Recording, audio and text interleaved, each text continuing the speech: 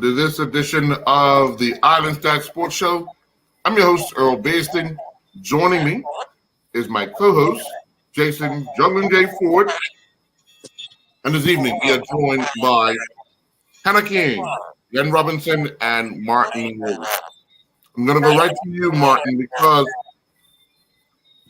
about a month ago, we spoke about the upcoming event that you guys are planning to have that will assist not only athletes, parents, and coaches to improve that one component. And Jason, you and I talked about this. The one component that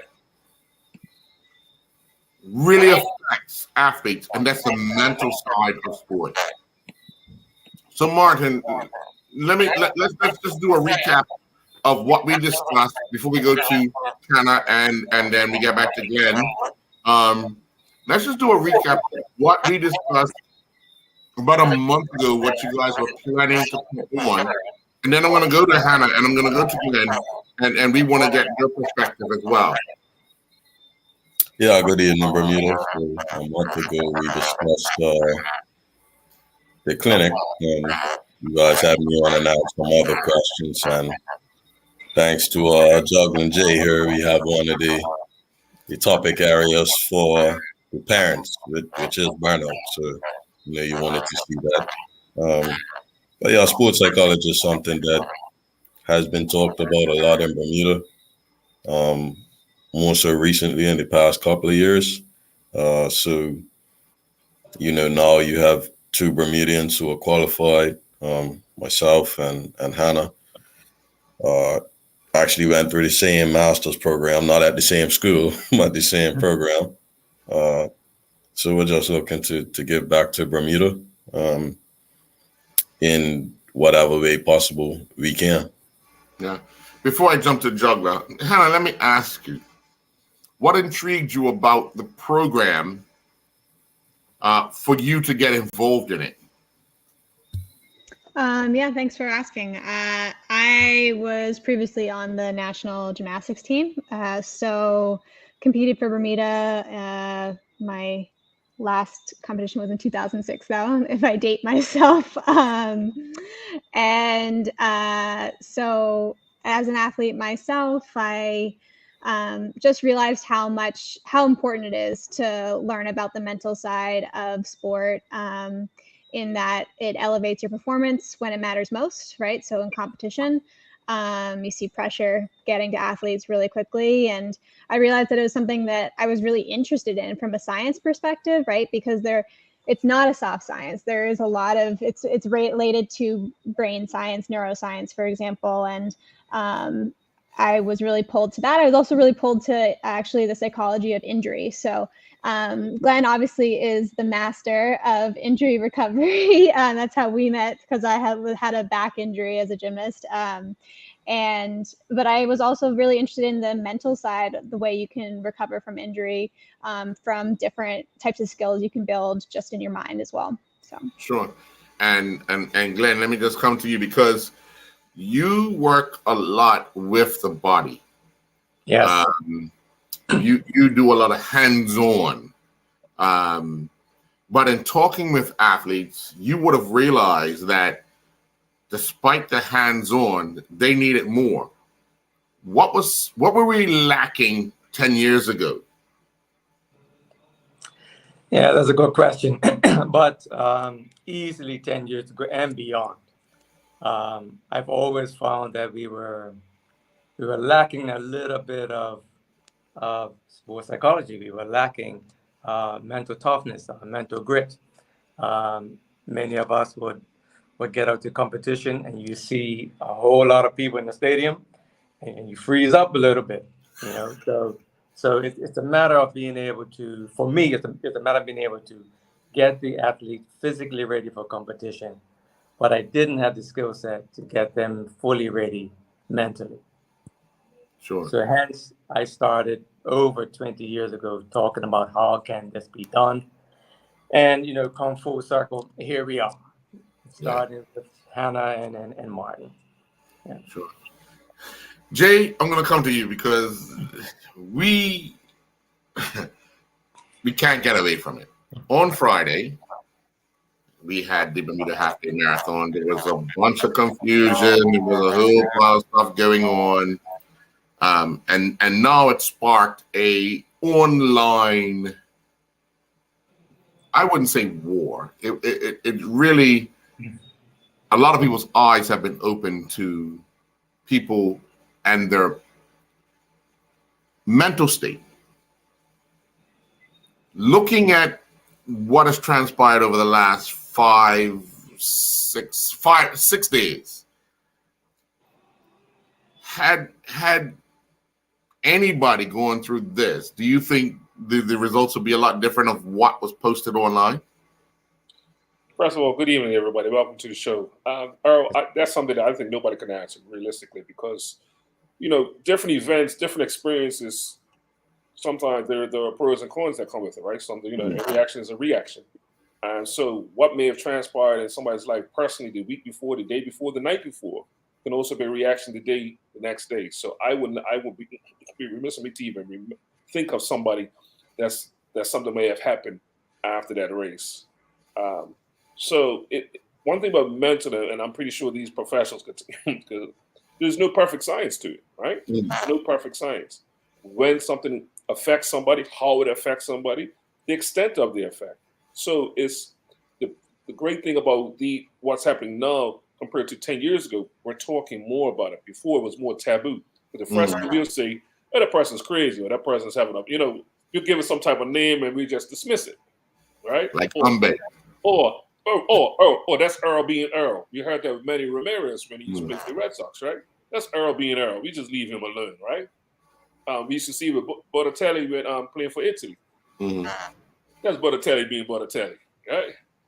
For the United Barthez, the goalkeeper, he's just running out doing what is good, but come to find out, he had a lot of things going on in his personal life, and certain things got played out on the field. A lot of people didn't realize that.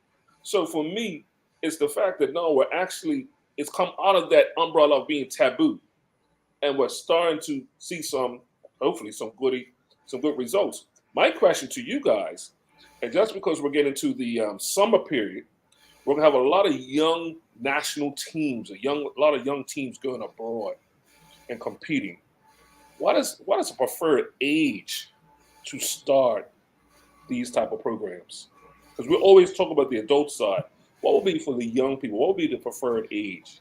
I'm going to actually let Hannah answer that. You know why I'm going to let Hannah answer that? Because the age of the average person that does the sport that she done is very young. Yes. So go ahead, Hannah. Yeah, that is true. And I would say though, Martin and I are, Martin is an amazing teacher as well and coach, and we're both on the same page as far as just really wanting to think about how we can apply some of these concepts to young athletes, especially. So while yes, and I think Glenn is really excited about how can we elevate our elite athletes, right? That's great. And this is really popular, especially in the United States, with regards to working with younger club athletes, for example. So creating, you can start these kinds of things at any age, really. It's really just about, we're talking about sports psychology, but we're also talking about positive psychology, right? So being able to create an environment and a culture where athletes and young kids feel like they can succeed, feel like they're getting support where they need it, whether that's in their actual sport or outside of their sport too, right? We know that sport is a microcosm of life, especially in a small community like Bermuda, where we're bringing a lot of things into practice. It's not just show up for practice, do the practice, go home. Rather, we've just spent a whole day at school and maybe we had a really difficult exam, or someone bullied us, or mom forgot to pack lunch and we're starving, right? So I think there are a lot of pieces here that can easily be influenced or included into younger athletes' work from any age, really. Sure. And Glenn, to piggyback off of Jason's question, when you are involved with a young person, I know a lot of times, a lot of our young people, when they don't win, they're saying, "Oh, this hurts, that hurts," and the parent would just put a bandage on and tell them go out and But when you have to in reality, when you have to deal with a young person, how much are you in your back of your mind, because you're dealing with the physical part, in your back of the mind, are you saying that this person needs that mental help as well? Yeah, I mean, they go hand in hand, Earl. Someone comes in, has a bad day at the office. If they're not doing well, mentally they're not doing well, they come into my office complaining about some kind of injury. We go ahead and work with the injury. But I also need to have, at very least, have a conversation with the parent, to let the parent know like what's going on with this kid. And psychologically, it's beyond my scope, really. Mhm. You know, so I say this is what I can see. You need to talk to this person and this person in terms of how you bring this kid back into current reality. Mm. And Martin, for you, we've seen the results of your work. We've seen what you've been able to accomplish in a short space of time, but through a lot of hard work. Convincing authorities to have people such as yourself, such as Hannah, involved in their sport. How difficult has that been over the years? Yeah.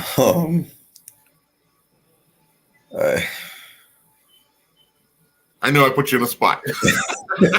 It varies, you know. When I came back, I was fortunate to come back at a time where the BFA were looking, and I'm very grateful to them for giving me that opportunity at that time.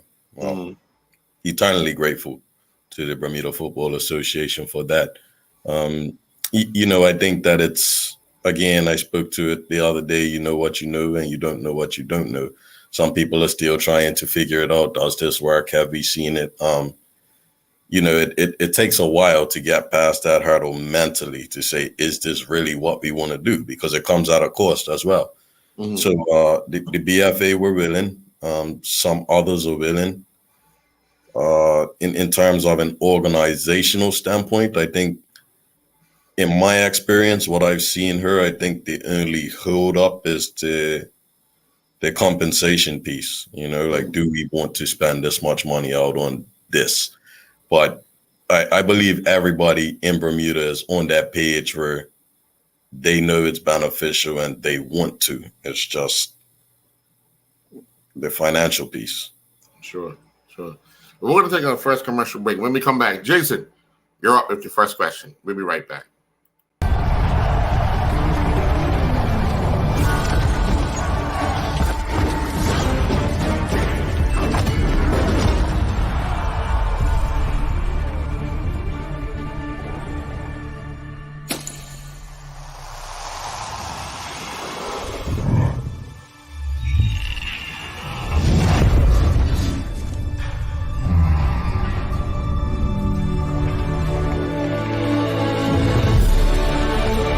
Putting down the weapons. You seeing this?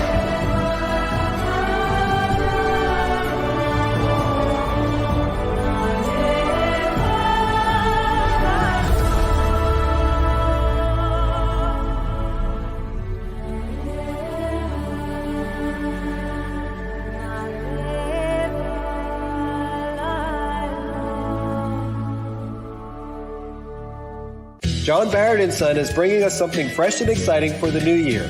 Bai Antioxidant Infusion Beverage.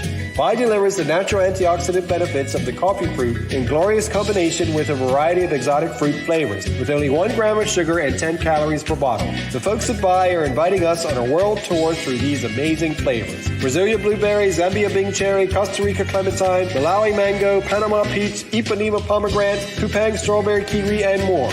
Lindo's. Why go anyplace else?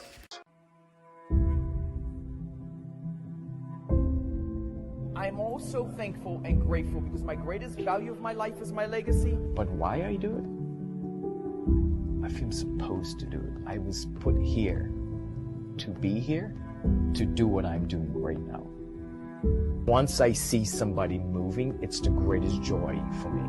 There's a little person being born. I am thankful that people have given me the trust, for me to empower them, from my players to my family, to France, and that's what I'm thankful for. I'm thankful that people have allowed me and trusted me to be in their life.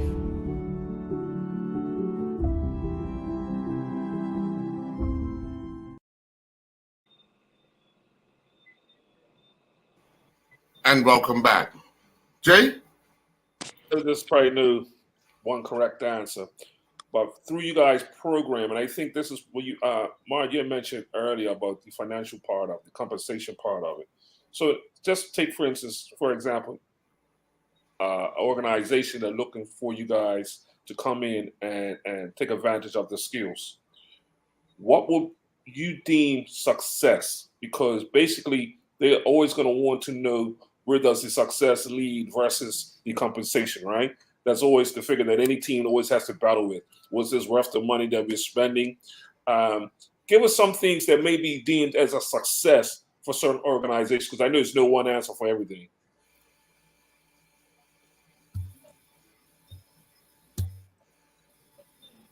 Yeah, definitely. That's a great question. You know, organizations always looking for outcomes. My belief is I focus on the processes, and I believe if you go through the processes correctly and focus on them, you know, then you'll get to the desired outcome. So more so, what are we doing in our day-to-day activities? Our behaviors changing, right? So I know a lot of people complain about time. So culture, the coach has to make sure that this is what it is, and they're sticking to it, holding people accountable for behaviors themselves as well. So the successes for me are the change in behaviors. And again, I'm a firm believer in if you are deliberate in your practice and go about that daily, then the outcomes will follow. But you know, everybody has to buy in. So yeah, wins and all of that. That's just game days. Sports like an iceberg, right? The people in the stands, the fans, they only see your performance. So it's that preparation versus performance process. So I'm concerned with both. But when we're engaged and we're integrated, we can help more with that preparation process and giving people strategies so that when it comes to competition time, they know how to handle themselves mentally through whether it be anxiety or arousal levels, activation, and they have their routines going into game day and routines daily as well. Yeah, and I'm glad you mentioned that, because Hannah, I'm going to come to you, and I'm going to keep coming to you because of the age of when you would have started the sport that you grew up in, and that's gymnastics. And we have to be mindful, because as we see internationally in the sport of gymnastics, people as young as 13 are going to the Olympics, and by 16 they're retired. But as a young person, I mean, okay, so at 6 years old, what are you looking for in the mental side of some of the athletes that you would deem exceptional in Bermuda standards? Oh, that's definitely a big question. I'm going to disappoint you and say that You're never disappointed. Trust me. I wouldn't be looking for that, right? They're 6 years old. They're very young, and yes, gymnastics is an early specialization sport for the most part, right? I think although there are examples out there that have challenged that status quo too. I would say, though, there are plenty of successful athletes and gymnasts out there who didn't start competitively, training until they were 12, 13 years old, right? That you don't have to start children intensely or decide if they're exceptional or not at the age of 6, because they don't even know who they are at that point, right? We really want to focus on creating an environment for enjoyment, because what we know is that if pleasure is less than pressure, it's all going to fall apart. So, I've worked with D1 teams in the US and upper level athletes, and even their coaches, they still have games for their athletes, right? That it's really important to still facilitate space for enjoyment and fun, even when you're at the highest level. And I think that's even more important when you're 6 years old too. Okay. Glenn, let me ask you, what would you say is the most common injury for a young person? And when I say young, okay, say up to 20, when they really, really, really don't want to do what they're kind of been coached to do by their parents. Not because they don't love the sport, but they've fallen out of love with the sport. What are you saying, Earl? Are they faking an injury? Is that what you're saying? Yes. In other words, faking the injury. What is the most common faking injury? You can't come into my office and fake an injury. I'm gonna find something. But let's just re-ask that question, kind of thing. What happens to a young person when they're not doing well? What effects does that have on the body? Yes, there's definitely a mental effect, but then there's also some physical effect. And again, you've got, how many sports do we have? Like 34 national governing bodies of sports? Well, we have officially 26, but we have about 32 different sports. So the injuries will present, according to the sports, they're all going to be different. Mm-hmm. But some of the common injuries with kids are going to be particularly back and neck injuries that I treat a lot, regardless of the sport. Yeah. Jay, jumping back in. I would just add. Can I add really quickly? Sure. I just wanted to say that obviously we've all faked an injury at one point in our lives, I'm sure. Whether it's a headache or something worse. And I would say this does come back to mental health, right? If you have an athlete who is, fabricating an injury, coming from the perspective of like, wow, they must be struggling to such an extent that they feel the need to, come up with this elaborate reason to get out of playing something that they should really enjoy. And so looking at that, as maybe a cry for help is a bit extreme, but definitely giving it some attention and trying to find out what you can do to support them as well. Sure. I would say that's a bit of a red flag, or when we see this, it needs to be addressed. Right? So we need to be able to talk to the parent and then make moves from there. Whether you need to talk to a psychologist or whatever, but we need the kid to win. So we've got to help them through this hump that they're going through. Yeah. One of the questions, Jay, just before we come to you, Jay, we hear these words a lot, especially in Bermuda. The parent is living their sporting life through their kid. How, Martin, do we address that? Because sometimes the kid is being forced to do some things that they might not really, really enjoy or be capable of doing. Yeah, one word: education. Yeah. And that's why we thought that it was very important to not only touch on athletes and coaches, but parents as well in this upcoming workshop, so they can see that maybe your behaviors are detrimental. Like, telltale sign to burnout. If somebody's not having fun, Hannah spoke to that with the 6-year-olds. I'm not looking for this. I just want to know that you're in an environment that can nurture you and develop you and to make sure you're having fun, right? It's unfortunate, because you see that with a lot of athletes, a lot of young athletes in Bermuda, and then I'd say by the time you're 16, you're done. And I mean, that comes with the bikes and all of that. It's also a rite of passage in Bermuda, but also there's no incentive. When you get to a certain age and you start seeing there's nothing in front of me, even if I go to college, had this conversation with the Cal women's hockey coach this morning, saying like, hey, life after university in Bermuda is a little different because there aren't many avenues to play sport at a high level. So, if we have to change our behaviors, right? That's the only way. And we have to accept that maybe we don't know what we thought we knew. But burnout is a very real thing. I'll take it a step further and say that maybe a lot of our athletes need to play other sports. There's more than just one sport on this island. I think that we do very well in track and field if quite a bit of these footballers ran and ran.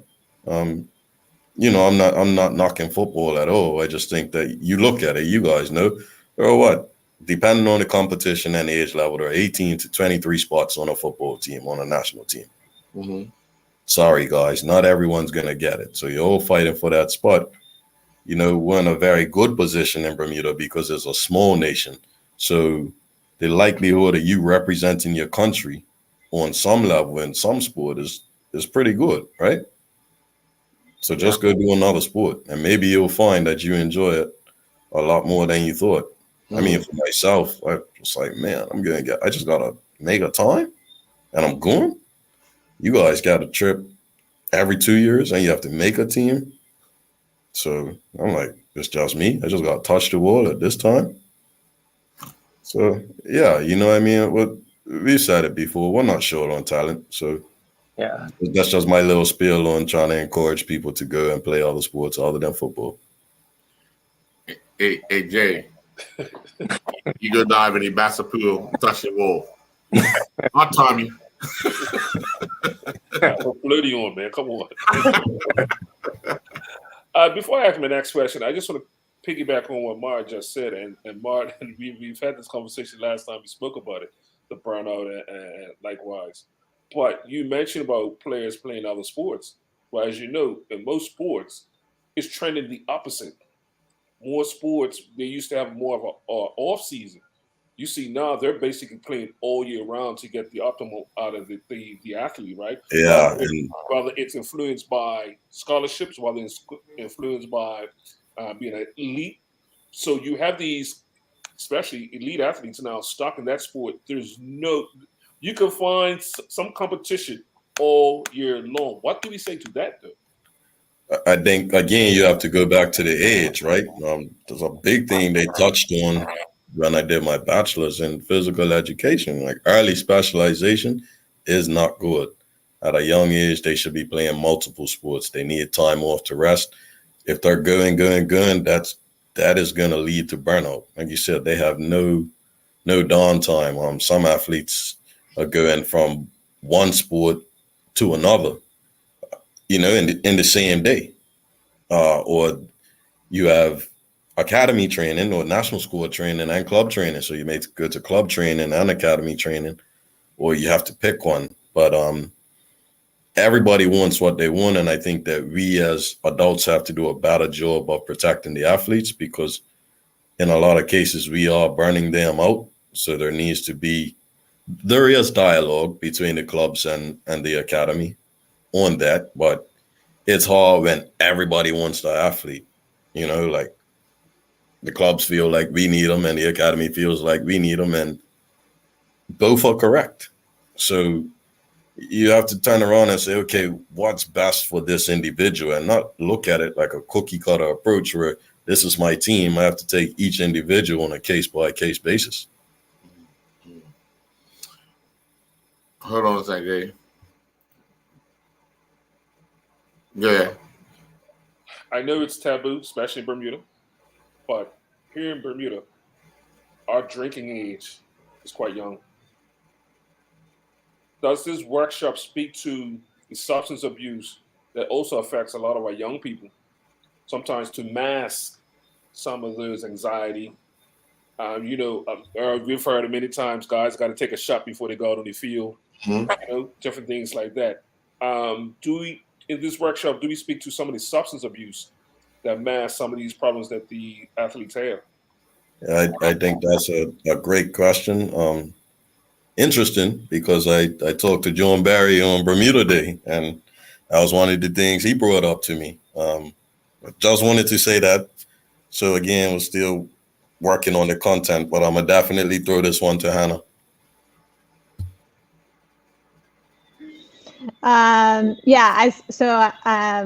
a little bit of background, I'm also doing my doctorate in clinical psychology, and something that we talk a lot about in sports psychology is knowing our lane, as Glenn mentioned too, right? Like knowing what's in your purview. And so substance use is an interesting one, right? We see it a lot with athletes. We see eating disorders with athletes. We see depression and anxiety with athletes. In fact, especially as athletes become more elite, we see higher rates of more significant mental health issues. And so what we'll be doing during the workshops is that we do want to give an introduction to more of that mental health side related to athletes and sport, how to recognize any warning signs and things like that, providing some education around that, but also providing resources, right? So if you notice some of these red flags, being able to connect with the proper supports and services to make sure that your athletes are getting what they need. And I think it'll be helpful because some things we might see as, if you have a kid who shows up and they're fighting teammates or they're, talking back, right? We might say, oh, that kid's got an attitude problem, right? Like someone needs to set them straight. But actually, that's a really common sign of depression or other things going on in their life, right? So being able to, like Martin said earlier, educate both parents and coaches, especially around maybe what they might perceive to be going on, and maybe taking another look at what they might have thought that was too. Hmm. Well, we're going to take our second commercial break. When we come back, we need to get more into, as Jason said, that substance abuse, because at an early age, we see a lot of our young people trying more of the illegal drugs, not the performance enhancing that we see around the world, but it actually affects them. So we're going to take a commercial break. When we come back, we're going to discuss that even more. We'll be right back. I'm also thankful and grateful because my greatest value of my life is my legacy. But why I do it? I feel supposed to do it. I was put here to be here, to do what I'm doing right now. Once I see somebody moving, it's the greatest joy for me. There's a little person being born. I am thankful that people have given me the trust, for me to empower them, from my players to my family to friends, and that's what I'm thankful for. I'm thankful that people have allowed me and trusted me to be in their life.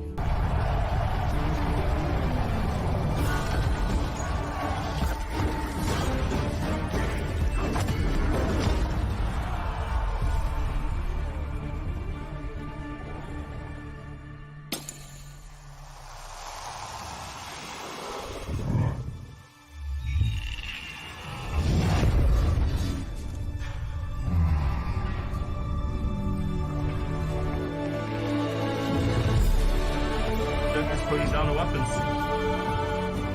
You seen this?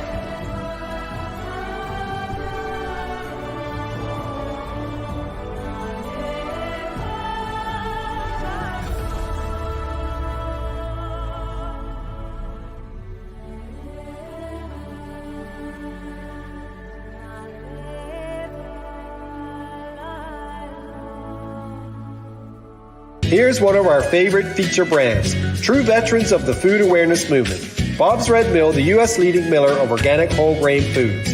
Only whole grains have the entire value developed during growth, and once you try them, you know that this is the way food was intended to be. Try Bob's Red Mill blanched almond, whole wheat pastry, and artisan bread flours, and 1-to-1 gluten-free baking flour, unsweetened shredded coconut, gluten-free homemade wonderful bread mix, and a variety of rolled oats. Lindo's. Why go anyplace else? And welcome back. Panel, we see a lot of people, especially in sports around the world, getting caught up in getting fined, suspended, banned, whatever you want to say, for using performance-enhancing drugs. We have in Bermuda the Bermuda Anti-Doping Authority, BASADA, and a lot of national sports governing bodies are puzzled as to why they operate. But when you Glenn, let me ask you: when you're treating people, athletes, how do you recognize if they're using something of anything to help their performance? Oh, I'm not that good, Earl. You're good, man. I know you're good, man. I'm not that good. I have no idea. I usually see the athlete when they've actually injured themselves. So whether they're using or not, I cannot tell. No. But okay. I'm going to turn it around on you. Sure. You watch a lot of athletes, Sure. and you see body definition. When you start to see in a short space of time body definition changing, what are some of the things that come to your mind? They've got a great trainer.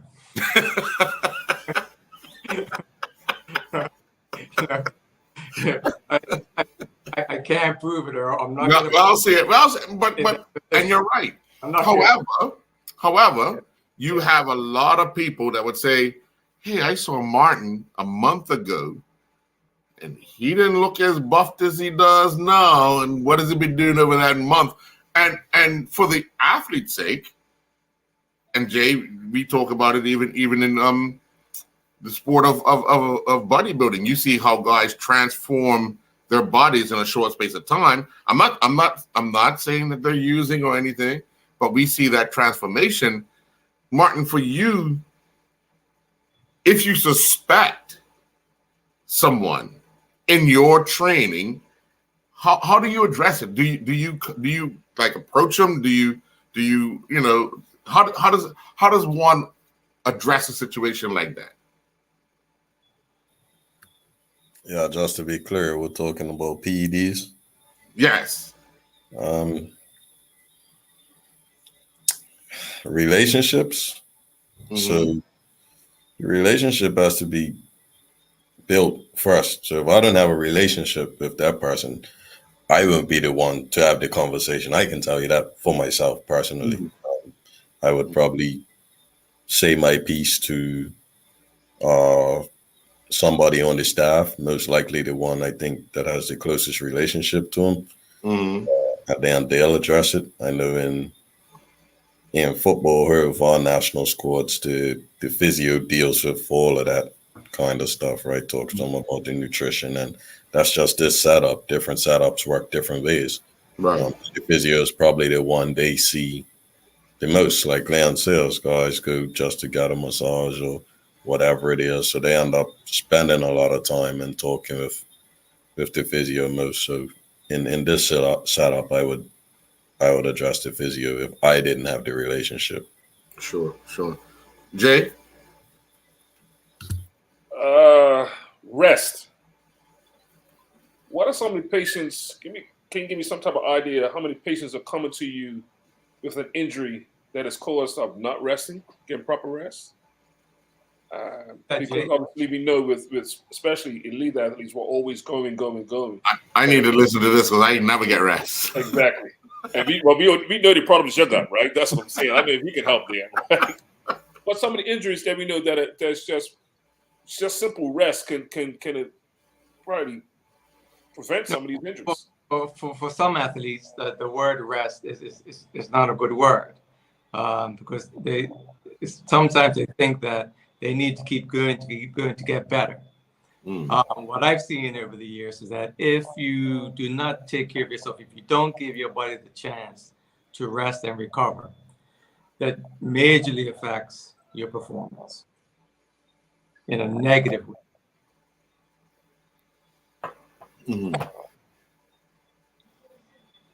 It's amazing, Earl, because I would say, Earl, probably over the last 10 years or so, maybe a little bit more, especially in the sport of football and cricket, we've seen the warm-ups get more intense.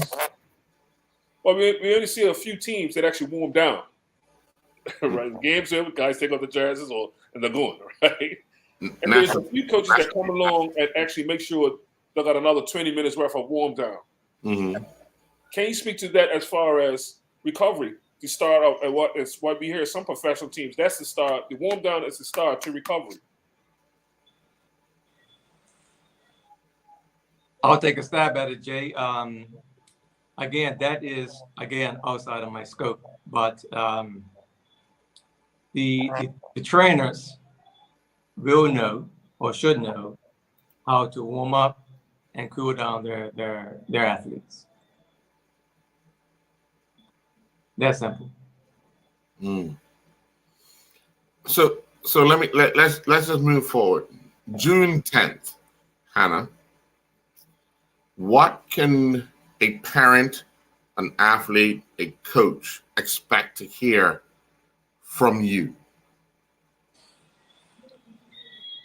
Yeah, so I think the way that we have structured these workshops are really an introduction to sports psychology, as well as athletic mental health. So giving all groups an introduction to what actually is sports psychology, right? So debunking any myths they might have and providing answers to questions that all the groups might have, but also providing an introduction to some of the things we might do with our athletes, whether they're individual or group athletes, team athletes, and giving some perspective, hopefully, to both parents and coaches, right, about the experiences that athletes go through, and then giving athletes just kind of an introduction to thinking about what is the mental side of performance, right? So how can they impact their performance just through mental preparation and performance psychology, and hopefully sparking a fire in them as far as building that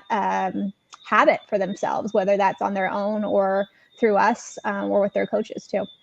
Sure. And Martin, we've heard what Hannah had to say about what people can expect. What's the follow-up to June 10th? Yeah, that's a great question. Leon had mentioned something hopefully before school goes in. You know, we have to look at the calendar. Hannah's in the air for so long. You know, she's going back to finish off her doctorate and things, but it's definitely something we want to continue to do. I know I'll be here hopefully anytime Hannah touches down. We'd like to put on things. It makes my load easier. You know, 2 practitioners is definitely better than 1, and then it gives people the option. You know, it's enough room for both of us to eat. That's how I'm gonna say it. Like, you know, I think that if I don't work for somebody, then it's great that Hannah's here so that they can go to her. You know, I'm not going to be a fit for everyone, and that's fine. That's how it should be. You need to go and find a person you fit best with. So yeah, we'll give out information. I know Hannah has our information, so if people want to reach out to her through Zoom or whatnot, myself, I'll give my information out, and we'll continue to do things, and hopefully groups will look to hire us and speak, and individual athletes and their parents, they'll come. But in terms of this, like I said, when Hannah's back, we'll definitely do it. We'll talk with Glenn and see what he wants to do, and then, you know, I'm here, so I'll try to do as much as I can, schedule provided. And Glenn, you're a very quiet person, but a person that gets things done. When you started your business, you were focused on healing athletes and healing people. Let's put it like that, healing people. Having the idea to have Hannah and Martin now working alongside you to give another perspective of quote unquote sport. How long has this been in your head to try and work out to get the whole athlete to focus in on their self, as well as coaches and parents? Good question, Earl. My whole career, I've always worked with the whole person. If you come to me with a physical ailment, I still treat the whole body. It's my interest in the sports psychology has come from me traveling with local teams internationally and watch them compete. All right. And it was mentioned earlier that I don't think we lack talent. I think we're really good with talent. We just don't have all the tools in the toolbox, right? And this one, the sports psychology part of it, I think is where we lack the most. There are other areas that are, I think, of in need of some good looking at, which will be nutrition. You know, and again, I can't speak to that because that's outside of my scope. But I mean, I see when I talk to my clients, it is lacking, right? So some organized nutritional support is lacking. So with the sports psychology, I see it. I've seen athletes that have not performed to their best because they have not been in the right frame of mind, you know. And I've had to come back and help to encourage these clients or athletes to start again, start training again, right? So in my frustration that we are not moving forward as a country in terms of better performances, I think the downfall is the sports psychology part. And again, through my frustration, I've sought out Hannah and I've sought out Martin, and here we are. It's something that is just the beginning for me and for us. There are other individuals that are working with this as well.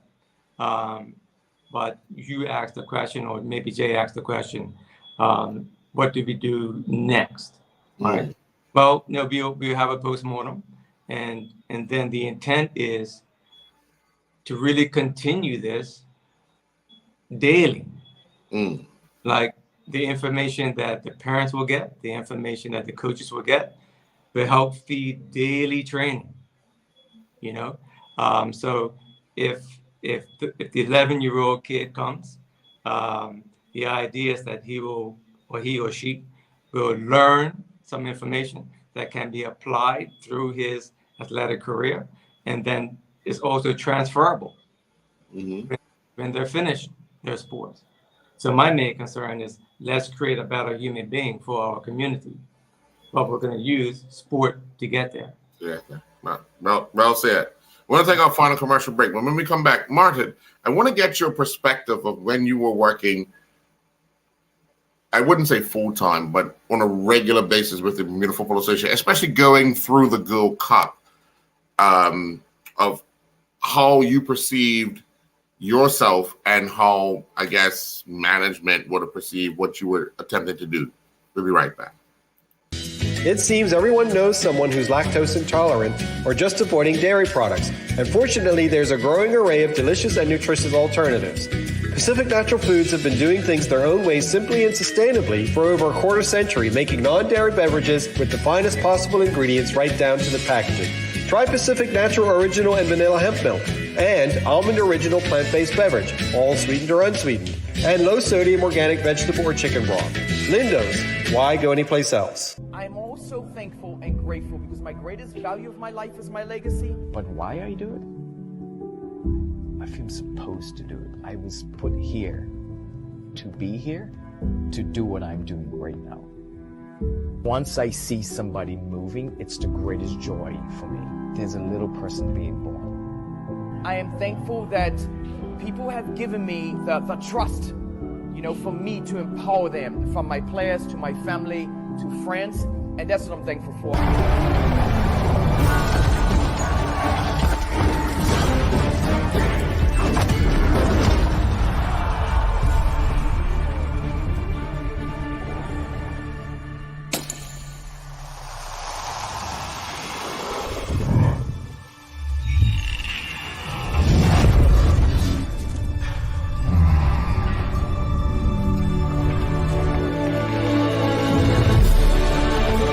Putting down the weapons.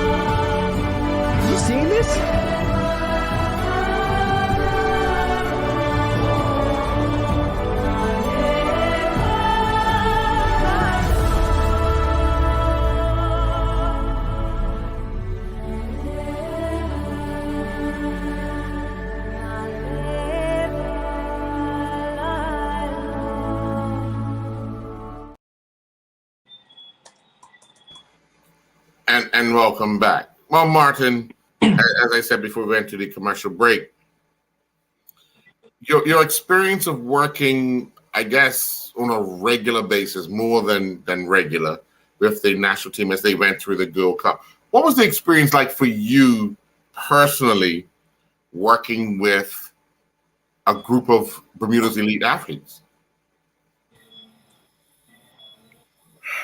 It was great. I didn't even know. I don't know what to say, really.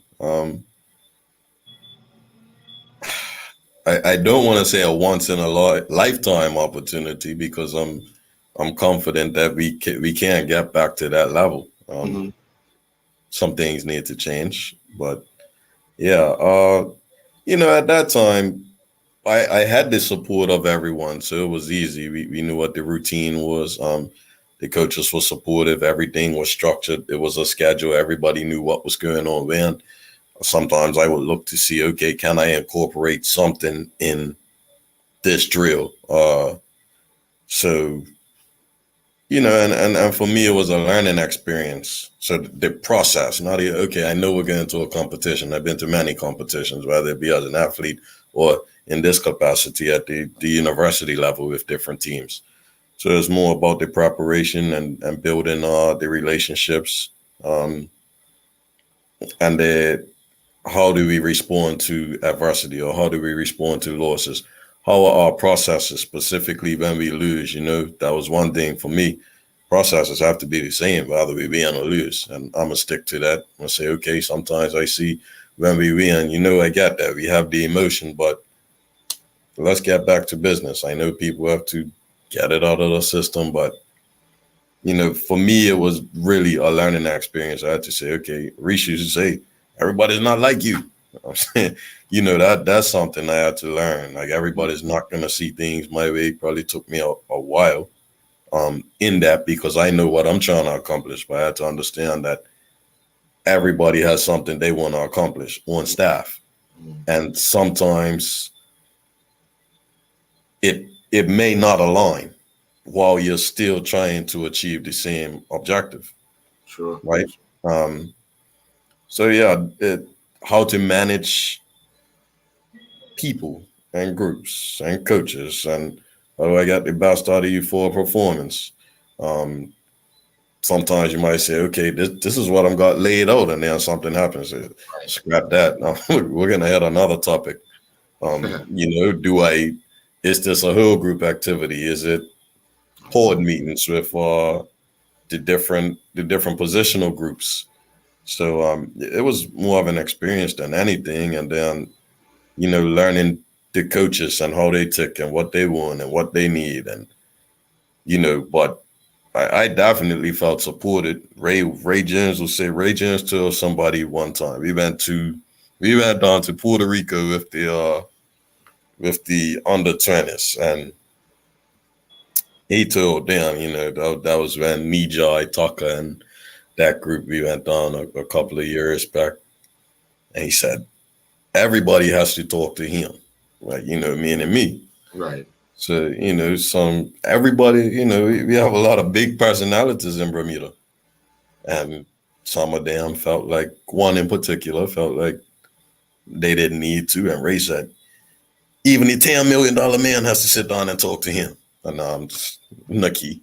Right. But, once they understand that the professionals do it, and they have somebody like this at their club or who they speak to, it becomes like, okay, I can do that. But yeah, the Gold Cup was really a learning experience for me. So just how to manage people, personalities, and then not only dealing with your team, right? You're dealing with liaisons and CONCACAF people, and all of that. The hotel staffs, and then you have people that follow you from city to city. You were there, so you have to manage all of that, and what are the expectations. So it's endless, exhausting, because it's really nonstop. You feel like you go to bed and you're back up. So the rest piece is like, I don't think those guys took the rest for granted at all.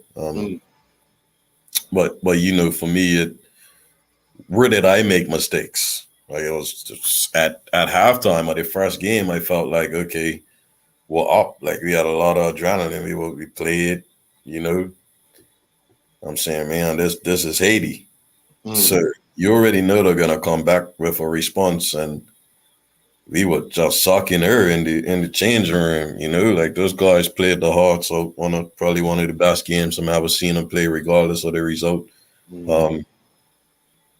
But yeah, it's like that. So the next time I felt like I should have done something at halftime with another group, I did. I didn't question it.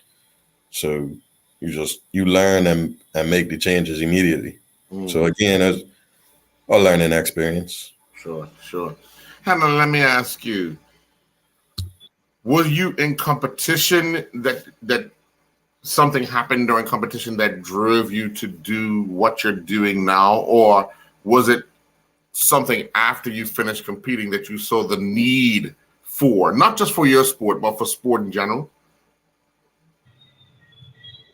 Yeah, I mean, I was a nervous wreck competing. So I think some people thrive under pressure and some people don't, right? And that speaks to the individual nature of the person and the athlete. And so for me, showing up on the day was really tough, right? I had a lot of anxiety about that, and it showed. So I think that was evident to me. And then I was a collegiate athlete as well, and going through injuries and experiences like that, and also just like tough life experiences where I actually did also myself meet with a sports psychologist and worked with someone in the US when I was studying there. So I think that opened my eyes to the various things a person can do in this role, and what sports psychology looks like in sport as well. And Glenn, for you, athletes that get depressed, they feel like they're in the best shape of their life, they're having the time of their life, then this injury pops up. Whilst you're treating them for the injury, there's that depression, and you could hear that in an athlete's. I mean, we've all competed at some level, whether it be amateur or whatever. But when something drastic happens and you can't compete, it's that tone of voice. Having Hannah and Martin now available to you, does that kind of help you push the athlete into being more open about their problem, as opposed to you're just treating the injury? Man, having people like Hannah and Martin around makes my life a whole lot easier, right? Because I can deal with the physical. I can recognize the lack of mental capacity. So then I make the referral. All right? Make the referral. You go to see them, get your mind right. You come back to me, get your body right. No, you're a strong athlete. I mean, it's win-win. And what I'm really trying to do with this is I would like to hear an athlete say, I'm going to see my gym coach and I'm going to see my mental coach today. I would like to hear that in one sentence, right? And that makes me think that they've recognized the necessity. The body has to be whole, right? You've got to get your brain right and your mind right to function at a high level. Yeah. Before I go to Jay, because I got to get Jay in, because I know his mind's ticking. I can see him thinking. Sure. Why don't we hear this from professional athletes on a regular basis? I'm going to see my mental coach.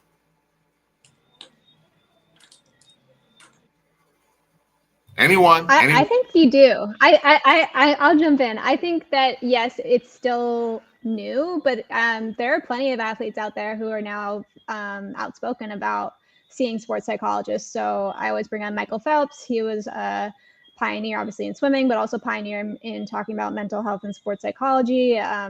Simone Biles, obviously, with her last performance in the Olympics, there's a lot of discussion around that. And she's always been very forthcoming about her meeting with sports psychologists alongside other gymnasts on the U.S. team. There are professional footballers too who talk about it. Most professional football teams have a sports psychologist. I'm sure maybe you all are familiar with Ted Lasso. It's obviously inspired by things like that. And football associations were some of the first alongside baseball to hire full-time sports psychologists. So I think that it is out there. Obviously, not every single athlete is talking about it. I think that Bermuda is very unique, right? We've talked about some of the unique aspects of Bermudian culture and community, and mental health is stigmatized here. And so I think Glenn, Martin, and myself are all hoping that coming at it through a sports lens will create more windows of opportunity to talk about some of these things as well. Sure. Jay, sorry. No problem. So, Hannah, I'm going to come back to you. And Martin probably knew this question I think I asked him the last time he was on. And one of the key words we had, I think I gave him a few key words to remember. This is one I'm going to give to you. Expectations. We have expectations from the athlete. We have expectations from the parents. But we also have expectations from our team. And sometimes there are different levels at different times. How do we manage expectations, especially not so much when we're winning, but when we're on the losing end? And because there is a difference when there is an athlete who is in a sport by themselves compared to an athlete who is in a team sport. Can you speak to that?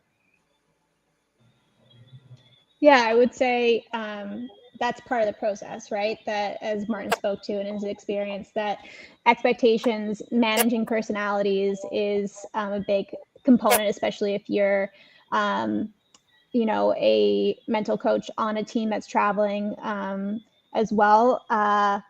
I think that it comes down to being able to communicate with coaches and parents about the fact that we are the gatekeepers, right? The adults are gatekeepers. We're talking primarily here about youth athletes. So 18 years old is technically an adult, but I'm going to say 18, 19, 20, right? They're still young people. So as coaches, as adults, as parents, right, it's our responsibility to model what those behaviors look like so that then the athletes can repeat those behaviors. And that really comes from building a sense of awareness, right? So I think you mentioned earlier, Jason, like people react, right? Which is true. But I think that's something that we can work towards improving as well, right? That we don't have to be reactive. And the way to do that is creating some more awareness within ourselves, right? So we might show up to a practice, I've coached as well, show up to a practice and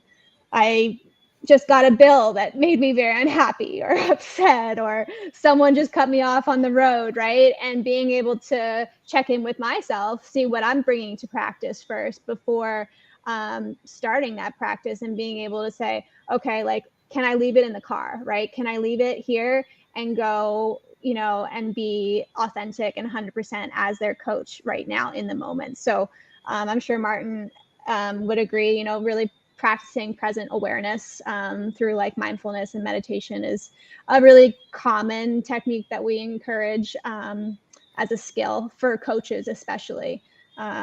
So that's where I would start. Sure. Glenn, sales pitch now. June 10th. You have quite a few people watching live. You'll have many more watching it this after. Sales pitch. What do you want people to know about the event on June 10th? What will be their experience?